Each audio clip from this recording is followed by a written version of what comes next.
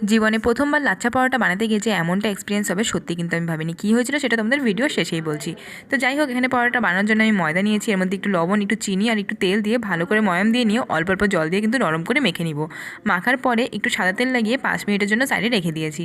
এরপর এক এক করে লেচি বানিয়ে নিয়ে গোল করে একটু শুকনো ময়দা দিয়ে বেলে নিব। তারপর চাকু দিয়ে এই মাথার থেকে ও মাথা পুরো রুটিটাকেই কেটে দিব।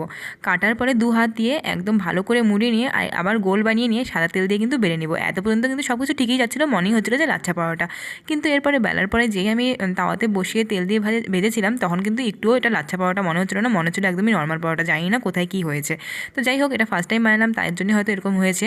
এরপরে যদি আমি কোনো সময় বানাই অবশ্যই কিন্তু তোমাদের সাথে শেয়ার করবো। আচ্ছা, তোমরা বাড়িতে কারা কারা লাচ্ছা পরোটা ট্রাই করছো আমি কিন্তু অবশ্যই কমেন্ট করে জানিও। কিন্তু লাচ্ছা পরোটা হয়নি তো কী হয়েছে, এই পরোটা কিন্তু অনেকটাই নরম হয়েছিল। আর আমি যে এর আগে মশলা চিকেন ফ্রাই বানিয়েছিলাম, যেটার ভিডিও অলরেডি শেয়ার করা আছে, সেটার সাথে খেতে কিন্তু এটা বেশ ভালো লাগছিল। তোমরা যারা যারা এখনো মশলা চিকেন ফ্রাই ভিডিওটি দেখোনি অবশ্যই কিন্তু গিয়ে দেখে এসো। দেখা হচ্ছে নেক্সট ভিডিওতে। চ্যানেলটিকে সাবস্ক্রাইব